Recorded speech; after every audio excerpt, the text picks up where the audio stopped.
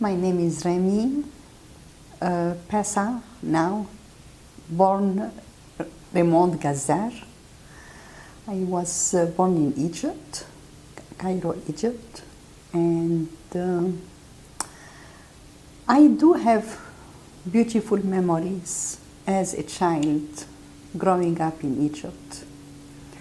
I remember going to Alexandria and Ras El Bar every summer by the beach, spending 3 months by the beach. We had nothing to worry about except watching the water, if we can go swim, if it's a good day to go swim or not, you know. And those are the good memories that stay with me. Do you have brothers and sisters? I do have 2 sisters and 1 brother. My brother lives in Switzerland. He left Egypt very early in 1958. And my sister Lily lives very close to me in Sunnyvale. And Vicky lives in St. Louis, Missouri. Do you have memories of your grandparents? Unfortunately, my grandpa died on my mother's side, died the same week I was born.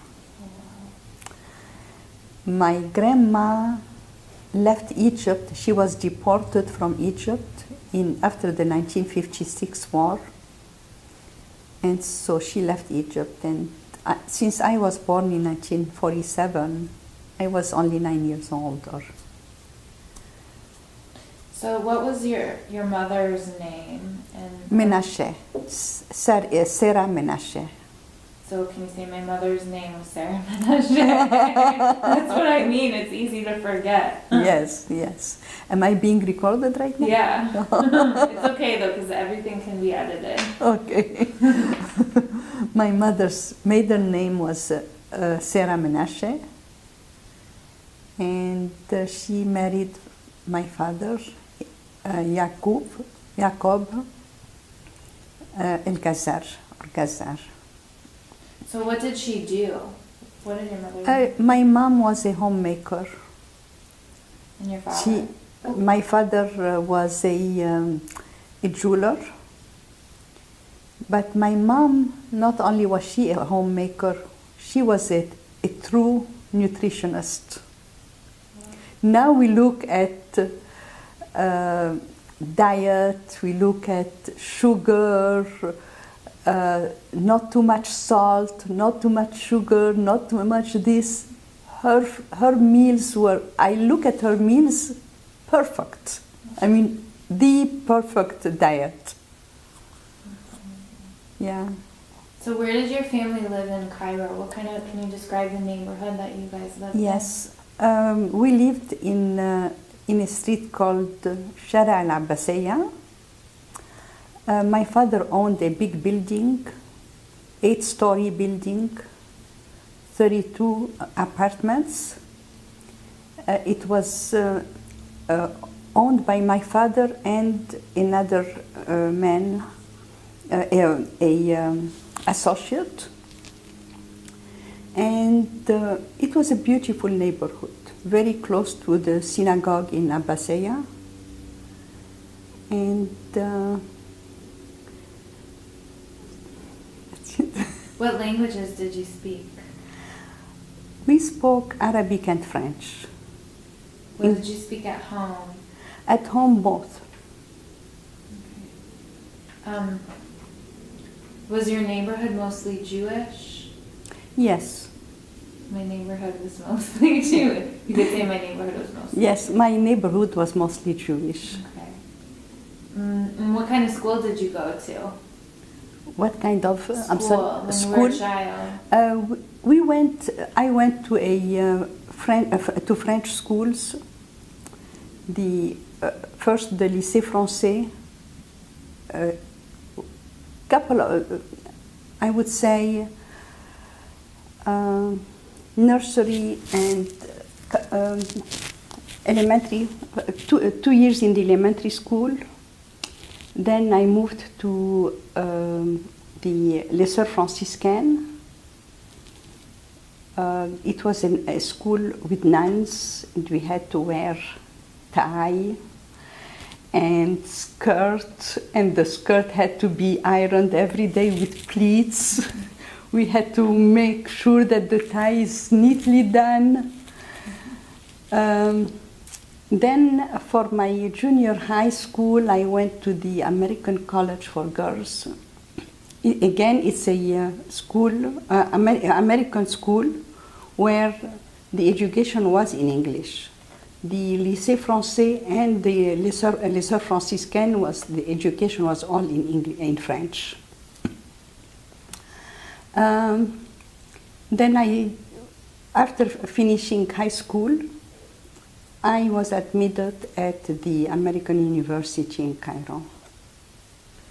What was Egypt like when you were a child? How would you describe it? It depends actually upon the era. When you were young? Yeah. When I say the era, after the 1956, things were really changing very, very fast. A lot of Jews were being deported. People were not finding jobs after graduation, so mostly people would graduate from college and leave right away and move on.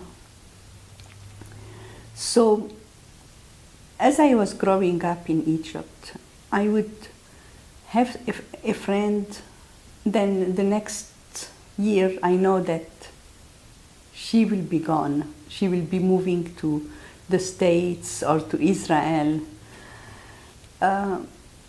It was difficult. It was very difficult for me. Do you remember what Egypt was like in the years before Nasser came to power? Before Nasser came to power in 1952, I don't remember much.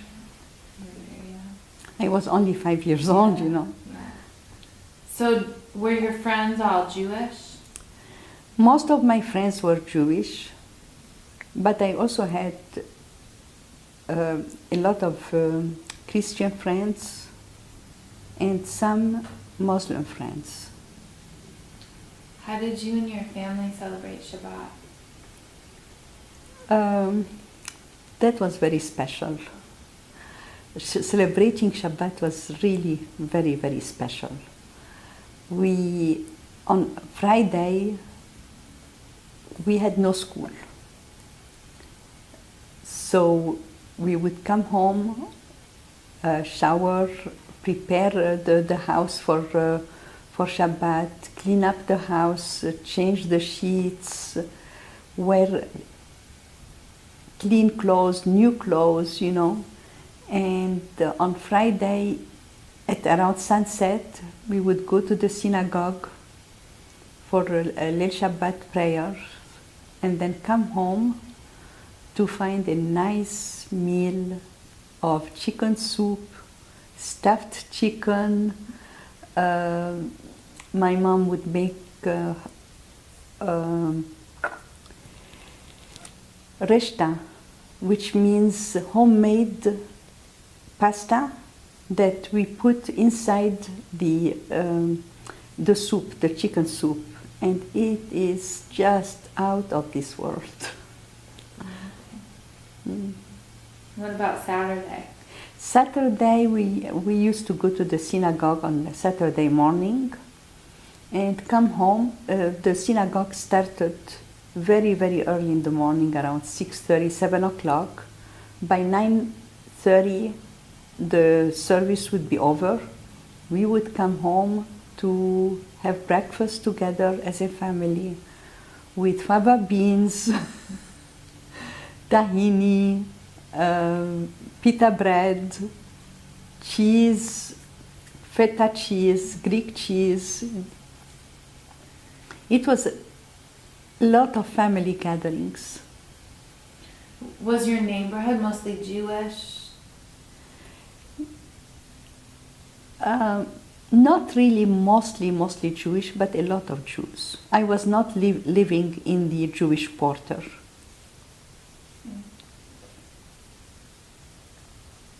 And did your family have any special traditions, anything that was unique to your parents? To my parents, as traditions for my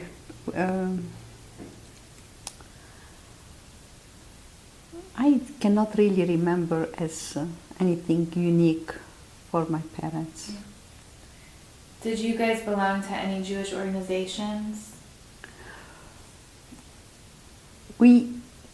Yes and no. Because as I was growing up, it was during Nasser time, so doing activities as a Jewish had to be really underground. For example, I studied Hebrew, and we would go to the synagogue to study Hebrew, but it had to be really hush-hush.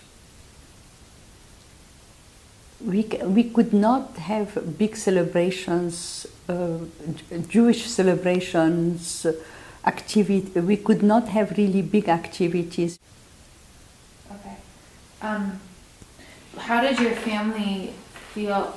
Well, yeah. How did your family feel about Israel? What was your dynamic with Israel? Very strong. My family. I'm not being recorded now, am I? Yeah, you are. Oh, okay. Yeah. So, my family was very much connected to Israel. In fact, when my grandma was deported from Egypt, she went to Israel. My cousins left Egypt and went to Israel. We were not allowed to correspond with them. Our correspondence with our families who were living in Israel was through France, and we would write letters to each other by putting some kind of a different Different address? Not only a different address. When things are not going well, when they would say, for example, I'm sick, or we had kind of dialogues so that we don't show, because any letter we would be receiving in Egypt would be opened and read, and a big tape would be on the envelope showing that this letter has been opened by the Egyptian government. So you mentioned your grandmother's deportation Yes. a couple of times. Can you tell me about it? After the 1956 war, the Jews who had French nationalities or Italian nationalities or English nationalities were deported. My grandma had the French nationality and she was deported. So when she arrived in France, she and her daughter and her sons decided to go to Israel. How come in your family didn't have French passports? You didn't have. My father did not have the French passport. And your mother? My mom was married to my father, so she would have the Egyptian nationality like my father. When But one thing that I have to mention, the Jews were not given the Egyptian nationality if they are born in Egypt. They really have to fight in order to get it and pay a lot of money in order to be accepted as Egyptians. For example, in my high school or in my school, under the word religion, we had to mention what religion we belong to. Under religion, it is Israeli. It's not Jewish religion, it's called Israeli. So the Egyptians would consider the Jews very much pro-Israel.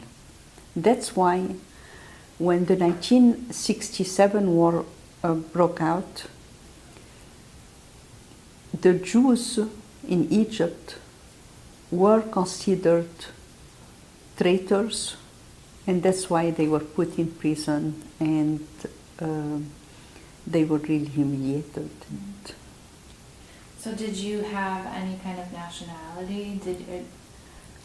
My father had the Egyptian nationality, thinking that by being Egyptian, he will be protected by the Egyptian government. And again, it was a denial. People who lived in Egypt, even though they would see in 1956 a lot of Jews were deported, yet they were living in Egypt and with fear, with a lot of fear, but a lot of denial. I remember my father would tell me, "How long will President Nasser be around? It's only a 4-year term." But those 4 years were really never 4 years. President Nasser was president from 1952 till 1970. Did your family think about leaving when your grandmother was deported? My father did not really want to leave Egypt because he was a jeweler. He was well-to-do in Egypt, and it was a lot of fear trying to go to another country and starting all over again. So my father really did not want to leave Egypt, hoping that things would turn out better, like during the time of before Nasser. Did your mother want to leave? My mom did not want to leave either, but she was very passive. Do you remember at all, I know you were very young, but any memory of Black Saturday when the riots, the anti-British riots in Cairo turned into an anti-Jewish riot? Do you have any memory of that at all? Did you hear about that as a child? Actually, I heard about it as a child. I heard about those riots as a child, but I personally do not have any memories of it. However, Joe talks about it and he has vivid memories of it. So I'm sure when you'll be talking to Joe, you will hear more stories about those riots. Yeah. Did you know of anything that happened to your family during those riots? Were any of them hurt or their stores burned or anything? During those riots, my family was not hurt. So, do you remember when Nasser came to power in those first few years, how life changed? Do you have memories of that? I have memories of the 1956 war. Vivid and sad memories. I would hear bombing. We had to completely cover all the windows with blue, navy blue, having no lights whatsoever. And anytime we would hear a bomb, we had to go underground, under the bed, and it was just such a scary, scary time for me. I had, for years, I would wake up in the middle of the night and I would be screaming, hearing those bombs and being so scared of it. Must have been really confusing time. It was.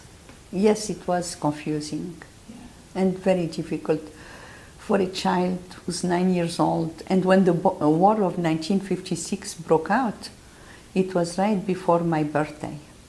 And my father came home and told me, "Remy, we have to move. We have to leave the house. We have to go to Grandma." I told him, but wait a minute, Dad, what about my birthday? We were going to have a big birthday party. He said, later on, come on, Remy, let's go quickly. And we had to really rush in the middle of the night and go to Grandma because my father knew that other people were taken in jail during the 1956, and he was scared for himself and for us. How rationalize it as a Jewish person in Egypt when Egypt is having this crisis with Israel? I mean, I know it was confusing and scary, but how did it make you feel about being Egyptian or being Jewish or being Israeli or any of that? I have to say, even though I was born in Egypt, I never felt I was truly Egyptian. Mainly because the way I was treated by the Egyptians.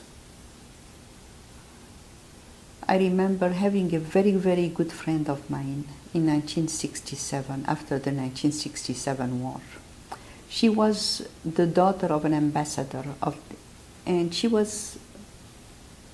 I thought that she was broad-minded, and I considered her a very good friend until the war broke out.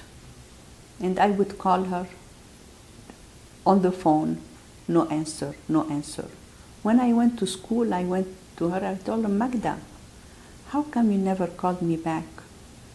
And she said, I'm not allowed to talk to you anymore. You are Jewish. Just like that.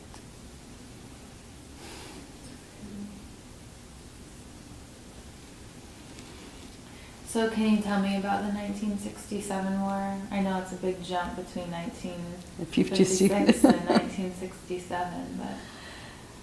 In 1967, the Six-Day War happened. We knew that there was going to be a war. All over the walls, graffiti showing a big the foot of a soldier crashing on a Magen David, calling Israelis all sorts of names and chanting in the streets, we are going to win the war, we are going to destroy Israel, there will be no more Israel, there will be this, and a lot of chanting, a lot of riots in the streets. When the war broke out, the chanting still continued. And interestingly enough, during those 6 days, the Egyptians, newspapers and radio was claiming that they won the war. My father would be listening to BBC News, which was all shattered, and he would try to really listen the news, and he would tell me, Remy, we won the war. What are you talking about? Did we really? And he would say, yes. And I'll never forget when President Nasser announced that Egypt has really lost the war, and he decided to resign from the presidency. That was a speech that is there to stay forever, Yeah. So in those 10 years between 1956 and the 1967 war, what was life like for the average Jew, for your family, for you? What were your days like and your experiences?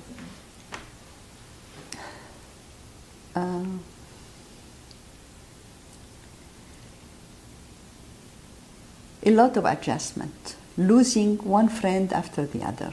That was the biggest adjustment. The biggest shock I had was when my sister Vicky got married and she left the country. I felt at that time that I had nobody. I could not develop any friendship. I could not have a permanent friend because I knew that it would be a friend for 1 year or 2 and they will have to leave. Did you think about leaving? I wanted to leave. I wanted to leave, but I couldn't leave by myself. Why did your parents choose to stay? My father was in denial, as I mentioned. He felt that President Nasser will not be there forever.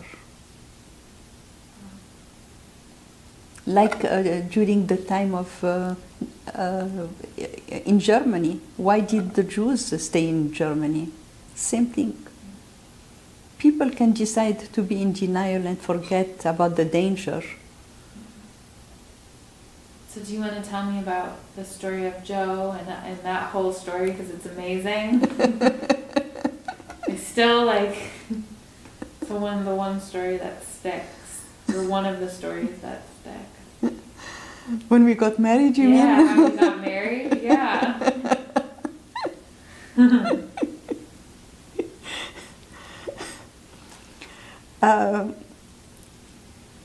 We were engaged, Joe and I were engaged, and we were supposed to get married in 1968 after Joe finishes his college. But when the war in 1967 broke out, he was put in jail. It was very sad for me because all my dreams as a young girl, getting married, having a life of her own, all my dreams were shattered. For the first 6 months, we had no idea what happened to Joe, his family, the other community, other people. It was actually every Jewish man from the age of 18 till the age of 55 was put in jail. No discrimination. My cousin, my uncle, name it, you will find it. So within 1 day, you find women being without a husband, without a child. It was just horrible. I cannot describe to you how difficult it was when every home was being attacked. The Egyptian government, the Egyptian police would knock at the door and ask to talk to the man of the house, and they would say, "We want him for some questions and he will be right back." When they said right back, it never happened. 1 day passes, 2 days, 1 week, 2 weeks, and we were still wondering what happened. For the first 6 months, we never knew whether they were alive or dead. We would hear rumors all over, and one day we received a postcard saying, "Please send us a couple of underwear." I have to say that this card, even though just it was so brief, "Please send us a couple of underwear," sounds very harsh, yet I have to say it was hope that they were still alive.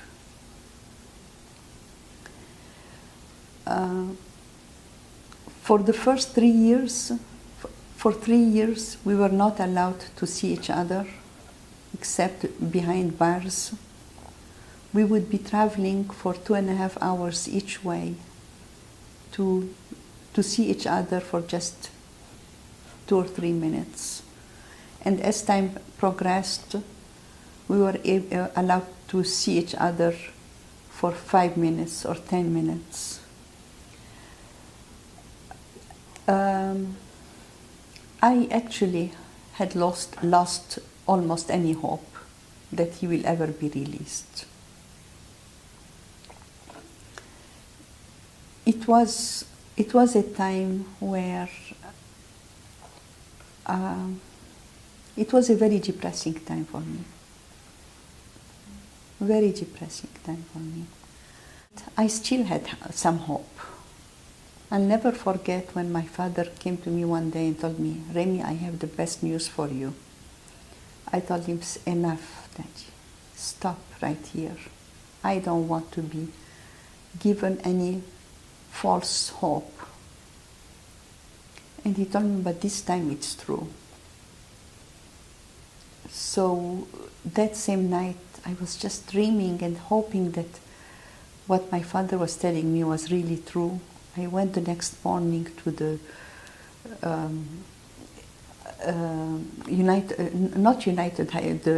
United Nations, and I spoke to the rep there. He told me, "Yes, congratulations. They will be, in fact, the first batch of people has already left.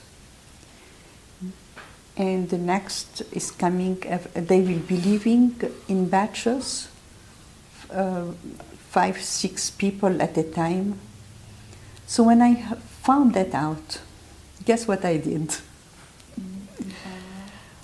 I knew that the Jewish people were going to be deported with their family. And since I was not yet Joe's family, rather than having him ask me to marry me, not only did I propose to him, I surprised him with the rabbi in prison, where the rabbi gave us his blessings. Joe went back to his cell, and I went home. But with the rabbi card paper that we were officially married, I was able to get my passport done. And sure enough, he left Egypt on June 21st, and a few days later I joined him. In those 3 years that all of the men were in prison, how did the women survive? The women had a very difficult time, very, very difficult time surviving. Most of them consumed all their savings, and the Jewish synagogues would help out, but as time progressed, it was extremely, extremely difficult. In fact, Joe's mom, after 1 year, Joe's mom had her husband and her oldest 2 children in prison. And after 1 year, she had already consumed all her savings, and she decided to leave. I have a picture of her, of Joe's mom, with her other 5 children, saying goodbye to her husband and her oldest 2 children, to Joe and Benjo. And you look at the picture and you see the writing in the back saying, "I don't know whether you'll ever see me again," you know. Were the women attacked by the Egyptian men ever? No. No. Not that I know of, at least. Yeah.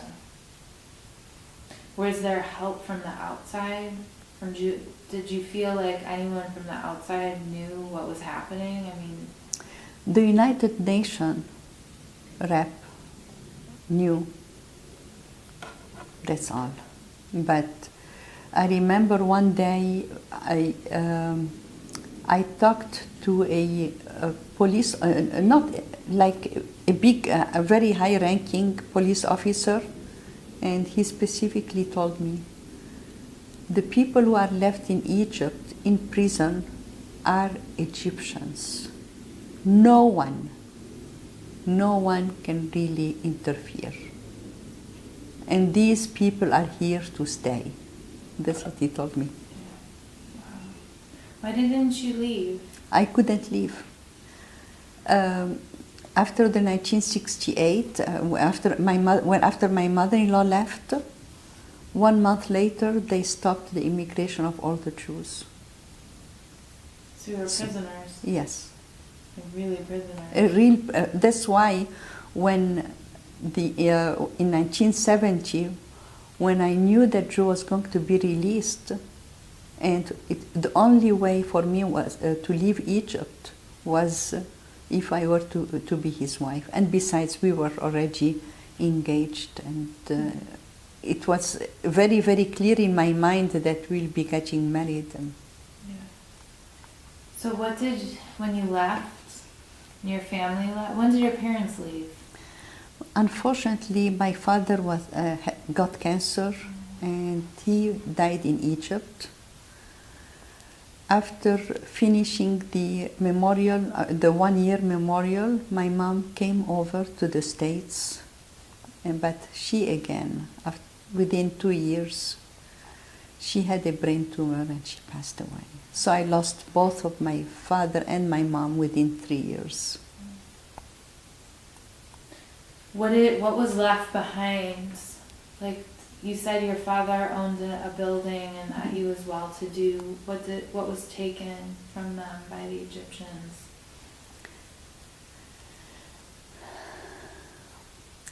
All his belonging. But what can you say? Life goes on.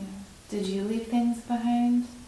When I left Egypt, I was only allowed to have on me 25 pounds, Egyptian pounds. It's like, at that time, it's like $25. Yeah. So can you tell me about the actual leaving, the day that you left? The day I left, I have to say, was the happiest day in my life. When I took that plane and we flew, I felt free. For the first time in my life, I truly felt the freedom, and it was just so amazing. When you were at the airport, were they searching through all of your belongings? Yes, but they knew, I left with 2 suitcases, that's all. There was nothing, nothing for them to search or...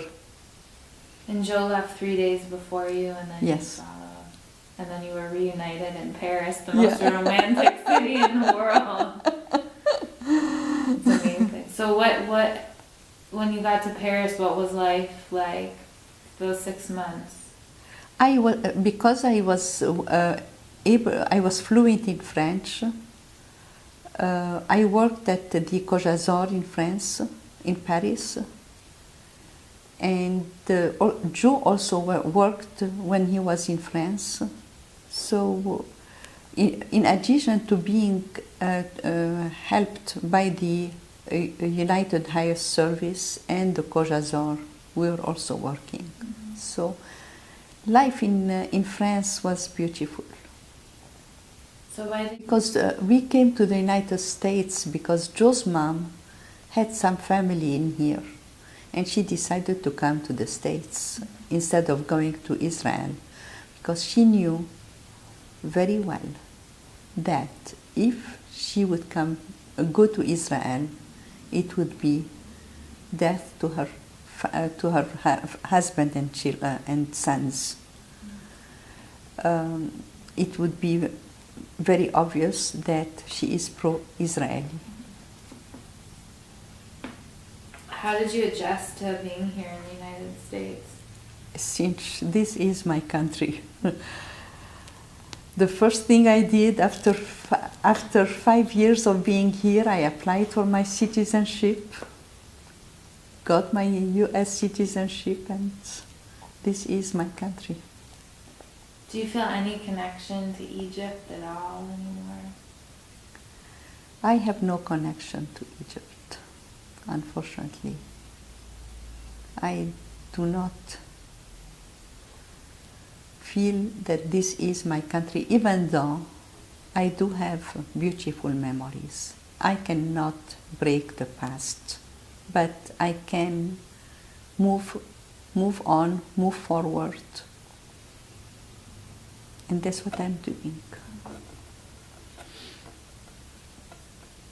When you think about the Jewish community that was there, what were some of the community assets that were left behind? Like in your community, was there, how many Jewish schools do you remember, and synagogues, and if you can just list the places that you remember that are no longer Jews have any connection to anymore? Jewish schools, during the time I grew up, there were no Jewish schools. Yeah. But synagogues, there were 2 synagogues. And what have you done to preserve your Sephardic Egyptian heritage? While I was in Egypt? No, here in the United States. What do you do to stay connected? We have a synagogue called Bnei Israel. And this synagogue is mostly for the Karaites living in the United States. In fact, this is the only Karaite synagogue in the US. Mm-hmm.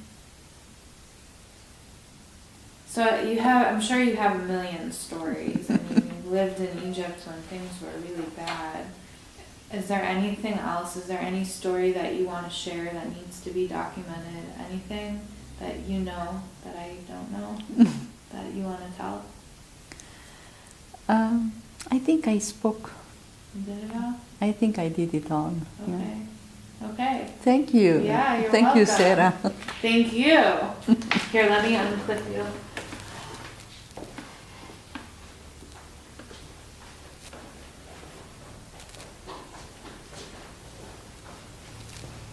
That was good.